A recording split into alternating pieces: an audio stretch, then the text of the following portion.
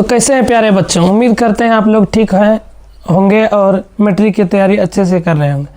आज फिर से हम लेके आए हैं आप लोगों के बीच संस्कृत का प्रथम पाठ, जिस पाठ का नाम है मंगलम पाठ। पाठ का नाम क्या है? मंगलम पाठ। कौन सा पाठ? मंगलम पाठ। तो ये प्रथम पाठ है, संस्कृत प्यूसम भाग 2 का प्रथम पाठ है। और इस पाठ में क्या चीज़ का वर्णन है ये हम लोग संपूर्ण वीडियो में जानकारी देखेंगे और इस वीडियो के माध्यम से समझने का प्रयास करेंगे, क्योंकि ये इस पाठ से भी 10 नंबर से ज़्यादा नंबर पूछे जाते हैं। 10 से प्लस नंबर आपको इस पाठ से नज़र आने वाले हैं। तो इसीलिए आप लोग मैट्रिक की परीक्षा की तैयारी कर रहे हैं तो ये वीडियो को ध्यानपूर्वक देखें, क्योंकि ये आने वाले 2026 की एग्ज़ाम में बहुत ही बेहतर साबित होने वाला है। तो देखिए इसमें क्या लिखा हुआ है। उपनिषद वैदिकांगमयस्य अंतमये भागे दर्शन शास्त्रस्य सिद्धांतान प्रकटयन्ति। इसका मतलब हुआ उपनिषद वैदिक साहित्य के अंतिम भाग में दर्शन शास्त्र के सिद्धांतों को प्रकट करता है। यानी उपनिषद क्या करता है कि साहित्य के अंतिम भाग यानी दर्शन शास्त्र का प्रकट करता है। उपनिषद का जहाँ तक बात आया तो हम बता देना चाहते हैं आप लोगों को, मंगलम पाठ जो में जो श्लोक है, 5 मंत्र जो है वो 5 मंत्र उपनिषद से ही लिया गया है। और उसमें कुल उपनिषद वैसे कुल 108 होते हैं। उपनिषद कितने होते हैं? 108। लेकिन इसमें कुल 4 उपनिषद से पूरा श्लोक दिया है। श्लोक तो 5 है लेकिन 4 उपनिषद का वर्णन किया गया है। इसलिए उपनिषद को भी याद रखना जरूरी है। अगर पूछ दे मंगलम पाठ में कितने उपनिषद का वर्णन है तो 4 उपनिषद इस पाठ में वर्णन है। लेकिन कुल उपनिषद कितने होते हैं? तो 108। इसको कैसे याद रखना है? श्री श्री 108। हम लोग कोई भी पूजा पाठ करते हैं या कोई भी कुछ कथा करवाते हैं तो उसमें क्या बोलते हैं? श्री श्री 108। तो इसमें 2 प्रश्न अभी हम लोगों के सामने आ चुका है। पहला कि उपनिषद कितने होते हैं? तो 108। मंगलम पाठ में कितने उपनिषद का वर्णन है? 4 उपनिषद का। उसके बाद देखिए, सर्वत्र परम पुरुषस्य परमात्मना वह्या प्रधानतया ज्ञायते। इसका मतलब देखिए यहाँ हम लिख दिए हैं कि सब जगह परम पुरुष परमात्मा की महिमा मुख्य रूप से गाई जाती है। मुख्य रूप से आप लोग सत्संग, भक्ति, संगीत जो भी सुनते होंगे वहाँ परम पुरुष परमात्मा की बात होती है, यानी कि भगवान की बात होती है, परम पुरुष की बात होती है, जो अच्छे होते हैं, साधु की बात होती है। उस पर परमात्मा के द्वारा, और आगे देखिए, उस पर परमात्मा के द्वारा जगत व्याप्त और अनुशासित है। यानी इस जगत जो है परमात्मा के द्वारा रचा हुआ है और उसी से व्याप्त है। वही सभी तपस्याओं का परम लक्ष्य है। सभी लोग अपने अपने तपस्या करते हैं। आप भी जो पढ़ाई करते हैं वो भी एक तपस्या है। सब लोग कभी कोई ना कोई अपना एक तरह का तपस्या करते हैं। इस पाठ में परमात्मा से संबंधित उपनिषदों की 5 मंत्र संकलित है। अभी मैंने बताया मंगलम पाठ में कुल कितने मंत्र हैं? 5 मंत्र। और ये 5 मंत्र जो है ना उपनिषद से लिया गया है, जिसमें कुल 4 उपनिषद है। 4 उपनिषद है और चारों उपनिषद मतलब कि 4 उपनिषद से लिया गया है। इसमें कुल मंत्र 5 है। अभी तक हम लोग ऑब्जेक्टिव को देखें तो अगर 3-4 ऑब्जेक्टिव हम लोग कवर कर चुके हैं। कुल उपनिषद 108। मंगलम पाठ में कितना उपनिषद? तो 4। कितना श्लोक? तो 5। मंत्र बोल सकते हैं इसको, श्लोक को क्या बोल सकते हैं? मंत्र। कितना मंत्र? तो 5 मंत्र। तो चलते हैं पहला मंत्र की तरफ। पहला मंत्र ध्यानपूर्वक देखिएगा। पहला मंत्र है ये, और पहला मंत्र को ध्यानपूर्वक देखना है। हिरण्मयेन पात्रेण शतस्या पिहितम मुखम तत्वम पुषन्न पाविर्नु सत्य धर्माय दृष्टे। हिरण्मयेन पात्रेण शतस्या पिहितम मुखम तत्वम पुषन्न पाविर्नु सत्य धर्माय दृष्टे। इसका व्याख्या पर एक बार नजर डालते हैं। प्रस्तुत सुललित कलित एवं सारगर्भित अवतरण हमारी पाठ्य पुस्तक प्यूसम भाग 2 के मंगलम पाठ। कौन सा पाठ? मंगलम पाठ से संकलित है। यह श्लोक ईशावास्य उपनिषद से लिया गया। अभी मैंने उपनिषद की बात किया था। टोटल उपनिषद कितने होते हैं? तो टोटल उपनिषद 108 होते हैं। उसमें से 4 उपनिषद का वर्णन है इस पाठ में, जिसमें पहला श्लोक जो है, पहला श्लोक ईशावास्य उपनिषद से लिया गया है। पहला श्लोक कहाँ से लिया गया है? ईशावास्य उपनिषद। इसमें कवि बताते हैं कि, क्या बताते हैं, ध्यान पूर्वक सुनिएगा। सत्य का मुख सोने के बर्तन से ढका होता है, यानी कि सत्य का मुख जो होता है वह स्वर्ण के पात्र से ढका होता है, और उस सत्य धर्म की प्राप्ति के लिए विद्वान जन अपने मन के मोह माया का त्याग कर उस सत्य धर्म की प्राप्ति करते हैं। यानी सत्य का मुख सोने के बर्तन से ढका होता है, और सत्य धर्म की प्राप्ति के लिए विद्वान जन क्या करते हैं? अपने मन के मोह माया का त्याग कर देते हैं और सत्य धर्म की प्राप्ति कर लेते हैं। तो अगर कोई पूछ दे कि जो है ना सत्य का मुख किससे ढका होता है, तो सोने के बर्तन से। किससे? सोने के बर्तन से।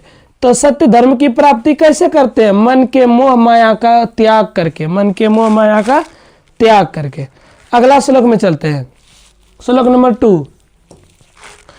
अनोर्नियान महतो महीयान आत्मस्य जंतोर निहितो गुहायाम तम क्रतु पश्यति वीत शोको धातु प्रसादान महिमान मात्मन। एक बार गौर कीजिएगा इस श्लोक पे कैसे पढ़ते हैं। अनोर्नियान महतो महीयान आत्मस्य जंतोर निहितो गुहायाम तम क्रतु पश्यति वीत शोको धातु प्रसादान महिमान मात्मन। तो यानी कि इसका मतलब हो गया, इसका अगर हम उपनिषद इस श्लोक का बात करें तो इस श्लोक जो है ना कठ उपनिषद से लिया गया। जैसे कि पहला श्लोक आप लोग देखे होंगे कि पहला श्लोक ईशावास्य से लिया गया था, लेकिन दूसरा श्लोक कठ उपनिषद से लिया गया है।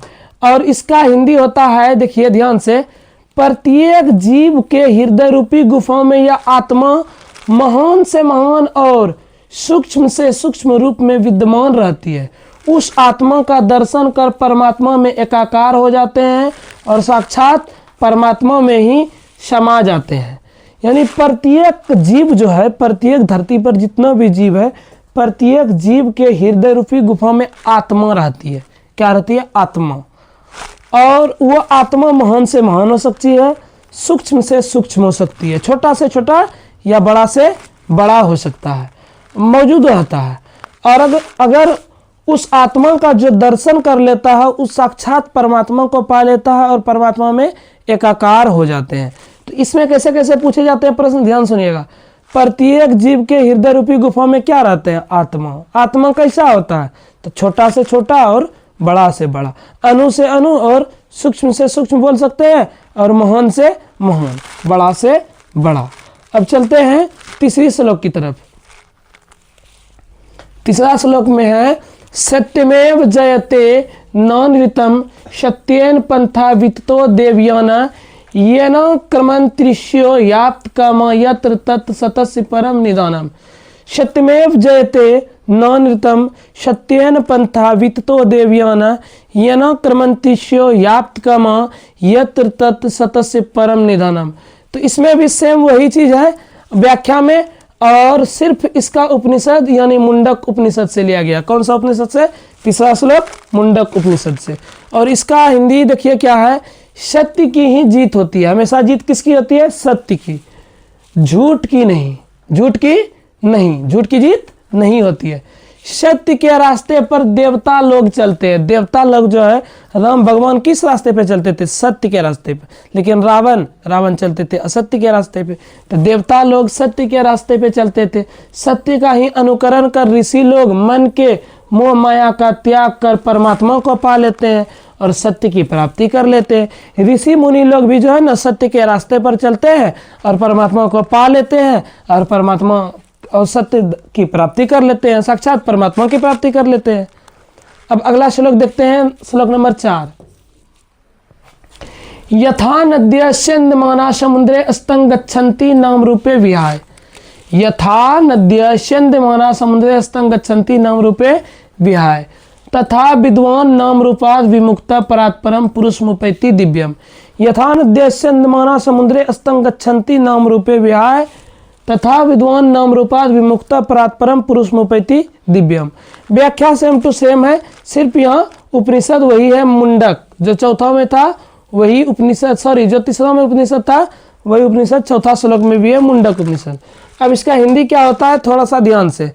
जिस तरह बहती हुई नदियां समुद्र में जाती है, आप लोग सब जानते होंगे कि नदी बह बह के कहाँ जाती है, समुद्र में, तो अपना नाम रूप को छोड़ जाती है। जैसे यहाँ पे हमारे गांव में नदी का कुछ और नाम है, तो गंगा में जब जाके मिलेगी तो वहाँ गंगा नाम बन जाएगी, और जब वो गंगा जाके समुद्र में मिलेगी तो वहाँ कुछ और नाम हो जाएगा। तो बहती हुई नदियाँ जब समुद्र में जाती है तो अपना नाम रूप को छोड़ जाती है। ठीक वैसे ही विद्वान जब परमात्मा के दिव्य प्रकाश में मिलकर अपना नाम रूप से विमुक्त हो जाते हैं। विद्वान लोग क्या होते हैं, परमात्मा के दिव्य प्रकाश में जब मिल जाते हैं तो वो अपना नाम रूप से विमुक्त हो जाते हैं और परमात्मा में एकाकार हो जाते हैं, अर्थात परमात्मा में समा जाते हैं। विद्वान लोग परमात्मा में क्या हो जाते हैं, समा जाते हैं। इसमें कैसे पूछा जाता है, बहती हुई नदियां कहाँ जाती है, समुद्र में, तो नाम रूप को कौन छोड़ जाती है, नदी। नाम रूप को कौन छोड़ जाती है, नदी। तो विद्वान लोग जो है ना परमात्मा की प्राप्ति कैसे करते हैं, तो परमात्मा की दिव्य प्रकाश में मिल करके जो है ना वो क्या करते हैं, अपने नाम रूप से विमुक्त हो जाते हैं और जो है ना परमात्मा में एकाकार हो जाते हैं। और अंतिम श्लोक ध्यान पूर्वक पढ़िएगा, ये बहुत ही इंपॉर्टेंट श्लोक है। वेदा हमेतम पुरुषम महंतम आदित्य वर्णम तमसा प्रस्तात्। वेदा हमेतम पुरुषम महंतम आदित्य वर्णम तमसा प्रस्तात् तमेव विदित्वाति मृत्यु मेति नान्य पंथा विदते अयनाय। यानी इसमें थोड़ा सा अंतर वही है कि व्याख्या में कि ये इस बार जो है ना श्वेताश्वर उपनिषद से लिया गया है। यानी कुल मिला के ये चौथा उपनिषद है। पहला था हमारा ईशावास्या, दूसरा था कठ, तीसरा था मुंडक, चौथा भी मुंडक, पांचवा है श्वेताश्वर उपनिषद। व्याख्या बाकी सेम है। इसका हिंदी देखिए, जिस प्रकार सूर्य के प्रकाश अंधेरों को दूर भगा देती है, अंधेरे को दूर कौन भगाती है, सूर्य की प्रकाश। जैसे सूर्य का उदय होता है तो अंधेरा खत्म हो जाता है। ठीक उसी प्रकार महान पुरुष वेद को जानकर मृत्यु पर भी विजय पा लेते हैं। तो महान पुरुष क्या करते हैं, वेद को जानकर मृत्यु पर भी विजय पा लेते हैं। सर यहाँ पा लिखा गया है तो पा लेते हैं। तो वेद को जानकर मृत्यु पर विजय पा लेते हैं क्योंकि इसके सिवा कोई दूसरा रास्ता नहीं है। तो यहाँ पे आप लोग सही कर लीजिएगा, मृत्यु पर भी विजय पा लेते हैं क्योंकि इसके सिवा कोई दूसरा रास्ता नहीं है। तो जिस प्रकार सूर्य के प्रकाश अंधेरे को दूर कर देती है, ठीक उसी प्रकार महान पुरुष वेद को जानकर मृत्यु पर भी विजय पा लेते हैं क्योंकि इसके सिवा कोई दूसरा रास्ता नहीं है। तो इसमें कैसे कैसे प्रश्न पूछे जा सकते हैं, तो अंधेरे को दूर कौन भगाती है, सूर्य प्रकाश। और जो है ना दूसरा कैसे पूछा जाता है, महान पुरुष जो है ना मृत्यु पर विजय कैसे पाते, तो वेद को जानकर क्योंकि इसके सिवा कोई दूसरा रास्ता नहीं है। तो उम्मीद करते हैं कि पांचों श्लोक जो है ना आप लोगों को अच्छे से समझ में आया होगा और मंगलम पाठ के जो है ना जितने भी ऑब्जेक्टिव और सब्जेक्टिव प्रश्न होंगे आपसे अब बन जाएंगे। अगर कोई डाउट हो तो कमेंट करें, हम आपको ज़रूर उसका रिप्लाई देंगे। और अगर किसी को पीडीएफ चाहिए तो कमेंट बॉक्स में ज़रूर कमेंट करें, हम आपको पीडीएफ भी भेज सकते हैं आपके व्हाट्सएप पे। थैंक यू, धन्यवाद। लाइक सब्सक्राइब करें।